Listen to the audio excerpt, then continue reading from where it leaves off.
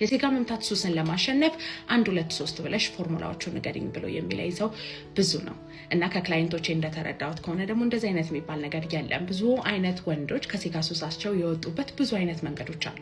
ከክላይንቶቼ ያለኝን ኤክስፒሪየንስ እኔ ነግራችኋለሁ። ከዛ በኋላ እናንተ ከራሳችሁ የሴጋ ሱስ ከወጣችሁ ደግሞ በምን አይነት መንገድ እንደወጣችሁ ኮሜንት ላይ ትጽፉልኛላችሁ ማለት ነው። መጀመሪያና በጣም ብዙ ሰዎች የሚናገሩኝ ወደ ሃይማኖት የተመለስኩኝ ነው። ጸሎት በማድረግ ቤተክርስቲያን ወይም መስጊድ በመሄድ እና ከነሱ በላይ ደግሞ የሆነና በመንፈሳዊ ነገር ሊረዳቸው የሚችለውን ሰዎች በማዋራት ቀስ ብለው የተውት ነገር ነው። ሁለተኛ ደግሞ ስፖርት ጀመርኩኝ ነው። ይሄ ነገር በጣም ሳይንቲፊክ የሆነ ነገር ነው። ቢካዝ ስፖርት በምትሰሩበት ጊዜ የሚለቀቁት ፈሳሾች የሚለቀቁት ሆርሞኖች ሴጋ በመምታት ጊዜ የሚለቀቁት ሆርሞኖች ናቸውና ለዛ ሆርሞን ነው ደግሞ ሱስ የሚይዛችሁ። ስለዚህ በሴጋ የሚለቀቀውን በስፖርት ትሰጡታላችሁ። ስለዚህ ሰውነት ያንን ፈሳሾች አይራብም። ስለዚህ ቀስ እያላችሁ እየተዋችሁት የምትሄዱት ነገር ነው የሚሆነው ማለት ነው።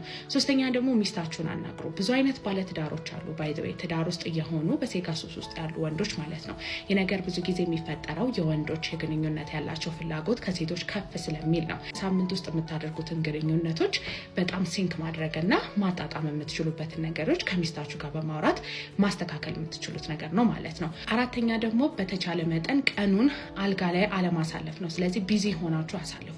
በተቻለ መጠን ስክሮል በማድረግ አታሳልፉ፣ ኦንላይን አታሳልፉት። ቢካዝ ኦንላይን ላይ የምታዩት ማንኛውም አይነት ነገር ወደዛ ነገር ስሜታችሁን ሊያነሳሳ ስለሚችል። ከዛ ማታ ደግሞ መተኛት ስላለባችሁ አልጋ ላይ ስትወጡ ደግሞ ከስክሮሊንግ ይልቅ ሌላ ለስሜታችሁን የማያነሳሳ አይነት ነገሮችን ብታደርጉ መልካም ነው። መጽሐፍ ማንበብ ሊሆን ይችላል፣ ጸሎት ማድረግ ሊሆን ይችላል። ሌሎችን ነገር በማድረግ ከስክሮሊንግ ወይም ኦንላይን ኤክስፖዝ ከሚያደርጋችሁ ነገር ገለል በማድረግ ነገሮችን ቀስ እያላችሁ መተው አለባችሁ። ሴጋ መምታት ሱስ ውስጥ በምትወጡበት ጊዜ አንድ ጊዜ ለውጥ አትጠብቁ። ቀስ እያላችሁ የምትወጡበት ነገር ነው የሚሆነው። በቀን 2 3 ስትመቱ የነበራችሁ ሰዎች ቀስ እያላችሁ በቀን አንዴ፣ በሳምንት አንዴ፣ በወር አንዴ ነውና አንዴ ፌል ካደረጋችሁ፣ አንዴ ከወደቃችሁ፣ አንዴ ወደ ኋላ ከተመለሳችሁ ራሳችሁን አትውቀሱ፣ ራሳችሁን አትጉዱ።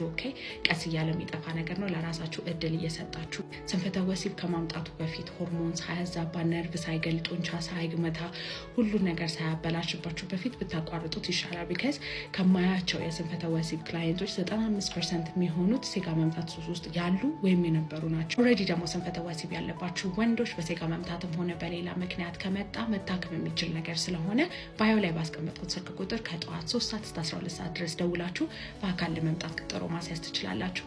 ሁልጊዜ ጠብቃችኋለሁ። ባይ